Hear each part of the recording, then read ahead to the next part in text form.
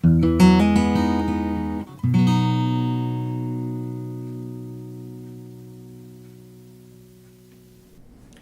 to the William & Mary Center for Innovation in Learning Design Virtual Summit on Deeper Learning.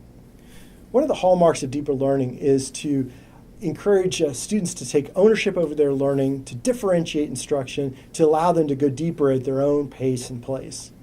Blended learning is one practical, pragmatic way to make that a reality in the classroom. Today's interview is with Catlin Tucker, high school teacher, blogger, and author of the best-selling book, Blended Learning in Action. In today's interview, she shares how she started blended learning in a very low-tech way as a way to engage her students and differentiate their learning.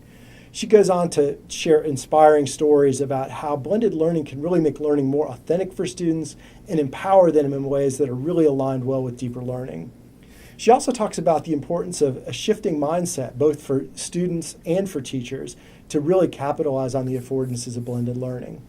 You're going to have a lot of great takeaways today. I encourage you, as you watch, to tweet at WMSILD, at Catlin_Tucker, and use the hashtag SILDSummit to share your reactions, questions, ideas. A lot of great information today in the video. Hope you enjoy it. Catlin Tucker is a Google certified teacher, best-selling author, international trainer, and frequent ed tech speaker who currently teaches in Sonoma County, where she was named Teacher of the Year in 2010. Catlin's first book, Blended Learning in Grades 4 through 12, is a bestseller, and her second book, Creatively Teach in the Common Core Literacy Standards with Technology, was published in June 2015. Her newest book, Blended Learning in Action, was published in September 2016. Catlin writes the Techie Teacher column for ASCD's Educational Leadership. So Catlin, thank you so much for joining us today. We really appreciate it. So can you briefly tell us what brought you to blended learning instruction in your classroom? Yeah, so to be really honest, it was like disillusionment and desperation. I would love to claim that my journey to blended learning or really being innovative with technology was driven by this passion to be really, forward thinking. But for me, I entered this teaching profession with some very clear ideas of what I wanted my future classroom to look like, and really my inability to manifest that classroom was part of what led me to blended learning. I took a year off to have one of my kids and ended up teaching an online college level course. And up to that point, I'm still in a pretty low tech school, and so I didn't have technology available at my high school. So being an online professor on this maternity leave was like a really interesting opportunity to teach students exclusively online. And my interest was piqued. I was interested in asynchronous discussions and some of the other kind of powerful dynamics of using technology to engage all students, to create kind of an equity of voice. And when I was coming back into the classroom, I think I just really realized either something needs to change in my own practice. I need to experiment. I need to try something different, or I'm not going to last in this profession because it's just not what I signed up for, what my current classroom had been like. So really that's what led me into blended learning. And I started with asynchronous online discussions, and the powerful impact that had on my students' learning and their engagement. It just opened the floodgates for me in terms of being excited and willing to experiment with all kinds of other tools. Excellent. You're certainly changing the educational landscape here, and you've stated in other interviews that you're not trying to be the fountain of knowledge, but that you're rather trying to be an architect of learning experiences. And so I'm just wondering if you can explain a bit what you mean by this. Yeah, so when I think about my first year in the classroom, so I entered my first teaching assignment at age 22, I thought, if a kid asks me a question and I don't have an answer, I have somehow failed at my job. Like, as the teacher, it was my responsibility to be able to answer any and all questions knowledgeably. And that was a lot of pressure. I definitely felt like my job was to really just disseminate all this information and hope my kids absorbed it and understood it and then obviously could apply it. And what I've realized now with the shift because of technology and students' like incredible connection to information and experts and one another, is I don't have to be this fountain of knowledge spewing everything I know all over them. Instead, I really see my job as creating these moments where they get to come to the learning. They get to make meaning of the information. They get to collaborate and problem solve and research and create things together that matter. And that's what I mean by the architect of learning experiences. I'm the one that's designing those opportunities. And when I talk with teachers and train teachers and speak, I often feel like we need to acknowledge that it's actually much, much harder to spend the time to design those learning experiences and let go of the control as the educator and allow kids to lead learning. It's harder to do that than it is to stand up in front of a bunch of kids and tell them everything you know about a topic you've been teaching for 10 or 15 or 20 years. So that shift, I think, is really important and needs to happen. But we also have to acknowledge that it takes a lot of time and thoughtful planning and design on our parts as educators. Just to spin off of that, do you think that that's something that it might be lacking in current teacher education programs? I don't know. It's so interesting. I've gotten a chance to, speak at several teacher education programs, and they kind of run the gamut. There are a lot of education programs that are still, squarely based in the teacher at the front of the room, and there's some movement in trying to engage kids in small group work or other pieces that kind of shift the focus occasionally to the student. But I don't know of any programs really using technology in all parts of the program so that when teachers leave, they're using technology as a just part of the fabric of their approach. When I was in my credential program 16 years ago, I had one technology class on like on PowerPoint or word processing. So and I've shared that story, and I've heard plenty of teachers who are a lot younger than me coming out of credential programs saying, yeah, I had 2 classes on using technology. And so I don't think in credential programs it shouldn't be like, oh, here's your technology course that you're going to take so you can learn how to use, Google Docs or whatever. It has to be woven into the practice of, how do we teach and how do we engage students in a really meaningful way. And I don't know if that's happening, I don't think that's happening across the board. So I've seen a previous interview where you said when you started with blended instruction, it was kind of a more teacher-centered, like blended format, and then you moved to a more student-centered blended format. And so how did you facilitate that kind of shift? Well, I definitely started my career. I never did a lot of lecture as an English teacher, but I was definitely in the front of the room quite a bit. And I don't know if when I started to shift to blended, I would say it was like a teacher centered as much as it was a teacher designed. So I was the one kind of making all the decisions about where kids, how kids would work online and what tools they would use and what exact path they would follow to complete an assignment or a project. And I think as I became more comfortable with different blended learning models and trying to figure out, when would it make sense to use station rotation and when would it make sense to use whole group rotation or flipped classroom or a free flow rotation, then all of a sudden I really was able to let go even more and allow students to take a real lead in the learning, making the experiencing autonomy and making some of the key choices in how they learn and what path they took and what tools they wanted to use. So it's definitely been, I started as a very classic teacher probably, and it's been a real journey kind of letting go and letting them lead. But I have to say, the more I let go and the more kids take responsibility over their learning, the more rewarding it is for me as an educator. Excellent. So you've spoken to how student choice and voice and ownership over the learning kind of leads to deeper learning. Can you talk a little bit more about that, specific ways that blended approach can lead to deeper learning? Yeah, I think the beauty of blended learning is really in this opportunity to give our kids control over aspects of their learning that they have not classically had control over. I feel like for a lot of kids, learning is, or school, maybe school, is something that happens to them.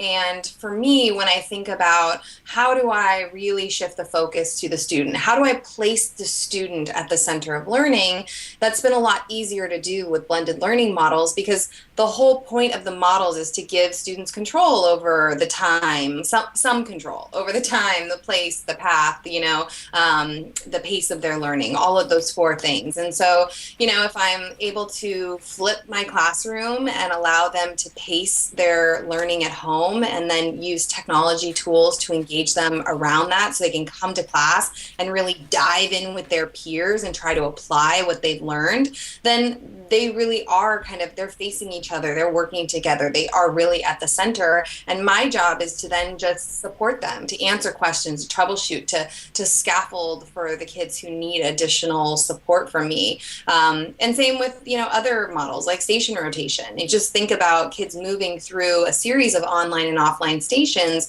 When they're in those smaller stations, you have 6, 7 kids, they're looking at each other, they're not looking at me. And so it's been really interesting to see, where can I give them control over this time, place, pace, and path, kind of these elements of their learning, so that they feel more comfortable, they're more engaged, they have more autonomy as a learner.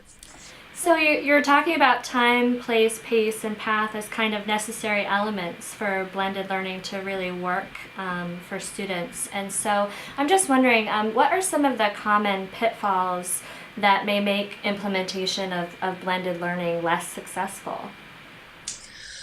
It's a really great question, and there's so many. When I come out and I train teachers, on we'll spend a whole day on station rotation, or we'll do station rotation in the flipped classroom. One of my slides or one of my kind of the activities is, okay, let's throw at me every single barrier, every single obstacle you can imagine that would get in your way of manifesting and making this station work in your classroom. So, for example, when we start talking about blended learning, the knee-jerk reaction for a lot of teachers is, well, I'm not in a one-to-one. I don't have enough technology to get this done. So then, we talk about, okay, well, that's the beauty of station rotation. You can have just one online station, or you can have 2 online stations, and then all you really need is enough devices for kids to either collaborate and share devices at a single station, or have enough devices where every kid could be on a device at that station.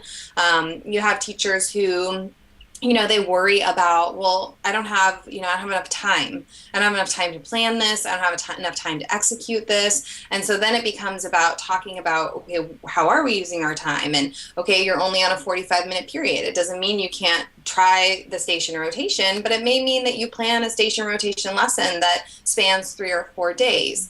You get teachers who definitely feel like they're not tech savvy, and so they worry about their ability to really plan those online stations. That's a big concern, and so there's definitely a need for districts and schools moving this direction to think about, what kind of professional development are we offering? Is it ongoing? Are we embedding a coaching model into our school? Are we going to have personal learning communities where teachers are teamed up and they can support each other? So there are just a myriad issues that I hear from teachers, and I get it. I'm in the classroom too. I'm not in a one-to-one situation. I hit a lot of the same bumps they do, which is probably why most teachers are pretty receptive when I come in and work with them, because they're like, oh, all right, this lady's dealing with a lot of the same issues that we're dealing with, and here's how she's creatively troubleshooting some of them. So I like to be really honest about the challenges, but I'm also very outspoken about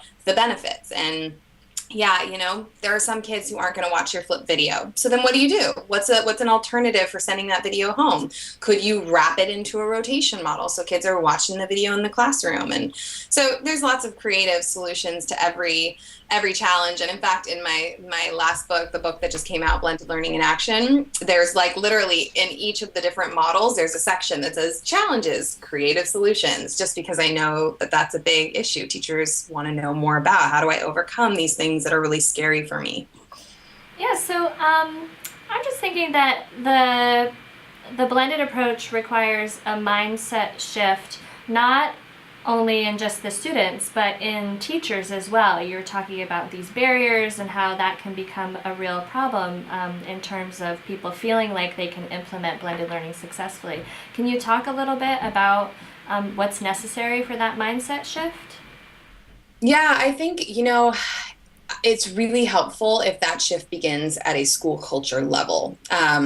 What was interesting about my journey to blended learning is I was never trained on anything related to blended learning. I came to it on my own. This is not like a school shift. I don't know actually anybody else on my campus who's really implementing any blended learning models on a consistent basis.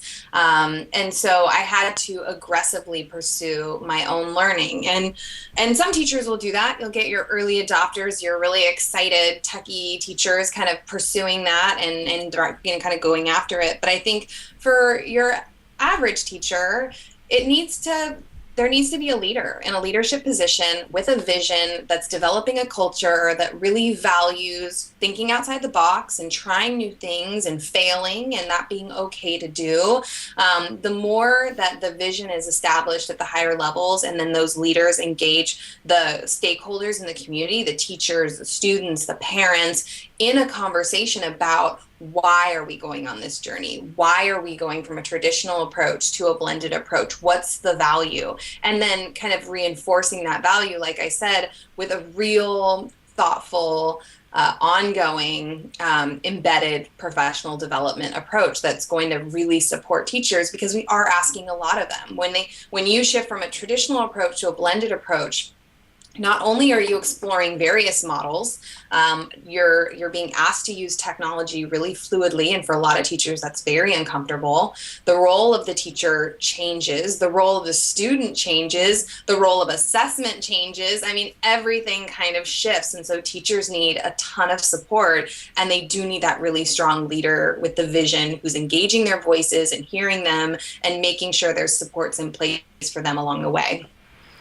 Excellent. So just shifting a little bit, thinking about the students. In your book, Blended Learning in Action, you speak about the importance of student ownership. So can you talk about the student ownership paradigm as it relates to the blended environment? Yeah, so often teachers, they'll come up with an idea for example, like a project or a lesson or a unit. And then that is kind of presented to students, and students follow the path that a teacher has created. And when we talk about ownership in a blended learning kind of scenario, I think all of a sudden we can start to see that there's so many other ways to approach designing and executing lessons and projects and assignments. And one of the things I've enjoyed most about kind of my foray into blended learning, because I feel like all these models help me to create more space and time in my classroom for kids to look at each other and work together. It also allows me more flexibility to say, this is the goal. These are the skills we're working on. This is the goal of this assignment or this project. But I want you to outline, I want you to figure out what your path is going to be. How are you going to get there? How are you going to demonstrate these skills? So not only are they owning kind of the creation of their own paths in a lot of ways, but then also when it comes to assessment, I've totally ditched my online grade book. I don't enter, grades for every single thing that they do. We've moved more towards a mastery model. And for example, every unit, kids have a Google document. My co-teacher and myself populate it with the science, English, and tech standards we're focusing on for that unit. And then every single day, kids have a window of time where they're actually in that ongoing assessment saying, okay, here's a skill. Here's what we did this week. This is how it connects to the skill. And here's how I'd rate myself on a scale of 1 to 4 in this journey towards mastery in relation to this specific skill. So even putting them in the driver's seat owning kind of that aspect of evaluating where am I at and where are my weaknesses and where are my strengths, and then here's a link to the document that shows my work in this area, or here's a picture of me doing this in the classroom. So I really want them to own everything from, the design and execution of the work they're doing to also things like where am I developing, or where are my skills as a learner? Can I metacognitively think about my learning in that way? And those are definitely daunting tasks. When we talk about it's a big shift for a teacher to kind of move into the blended space, that's true, but it is an enormous shift for students as well to be kind of shifting from a very passive, I follow directions, you're going to tell me what to do A to Z, to I am an active learner, I am making key decisions in my education. That there's definitely a huge shift that happens for kids as well. So I'm just thinking about the shift in kind of using more technology in the classroom. Some students may have a lot of familiarity with technology, some students may not. So can you discuss the importance of onboarding digital natives, as you say in your book? Yeah, onboarding is so important because I think we make a lot of, adults in general make a lot of assumptions about what young people know how to do with technology. And yes, they are using technology more and more in all aspects of their lives, whether it's, sending messages or posting pictures or keeping themselves organized. But they don't necessarily know how to leverage technology for learning. And so in our program, my students don't have a paper notebook. They have a digital notebook. It's basically a multimedia blog. And the idea being that, if you're in lab, if you're doing experiments and you're, working with peers, it's more effective to take pictures and videos and time lapse and revisit that work as you're doing a lab report or writing up, kind of an analysis of what you did that day. But even that, it's like, I have to run a skills lab, and usually that will be part of a station rotation where 6 to 8 kids are kind of sitting around a table with me, and we're talking about, okay, we're going to use Blogger for this, and this is how you set up the website. And I have like a hyperdoc that has all the directions and screenshots and links, but I'm still there supporting because there's some kids who they have that direction sheet and they're off running.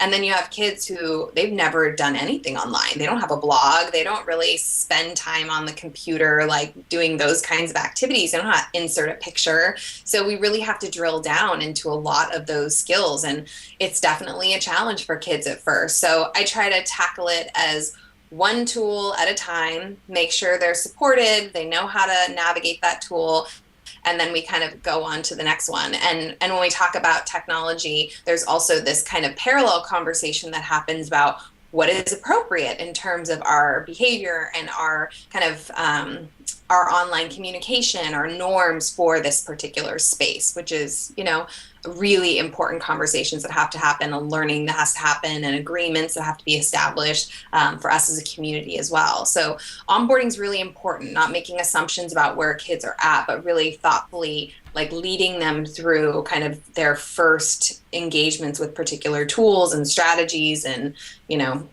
expectations and all that good stuff. Excellent. So in addition to what we've already discussed, what advice would you give teachers just starting out?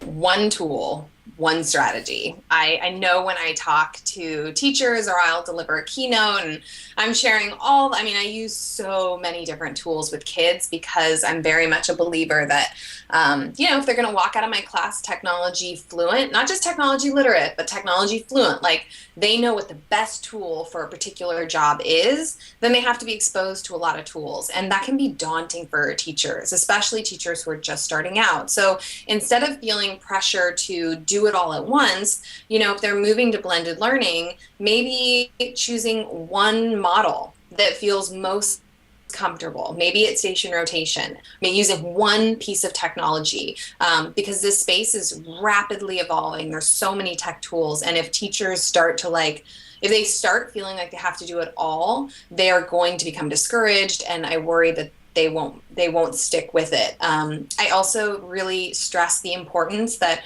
when we talk about blended learning and technology, It cannot be an add-on. It cannot be something we do in addition to everything else we already do. As educators, we need to think about, okay, how can I use technology or a blended learning model to kind of replace and improve something I already do, so that they're not stacking it on this overflowing plate. So start with one tool, one strategy, and then really strategically think about how they're using technology to kind of replace and improve so that it's sustainable. That sounds like fantastic advice. So where can viewers learn more about you as well as additional resources to get started?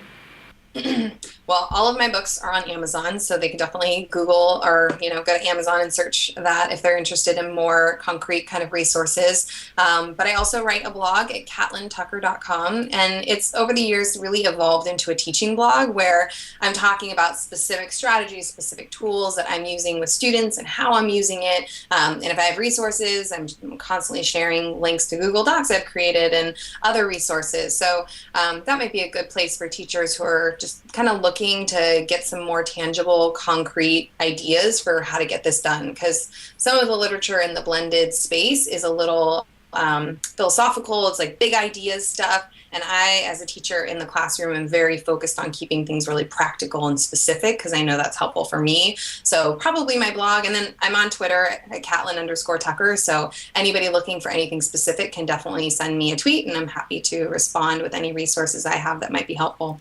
Well, excellent. Thank you so much. We really appreciate you taking the time to speak with us and giving that very practical, applied kind of perspective to teachers. I think that's important when they're starting out. So thank you. And while you're following her, you might want to check out the Center for Innovation and Learning Design at WM Silg and me at Catlin Wargo. And I just want to say, thank you so much. I've been following you on Twitter. I really wish that I had that opportunity to kind of read your blogs as I was in the classroom for the past, decade or what have you. So I feel like it was a missed opportunity. So thank you. You're welcome. Thanks for having me.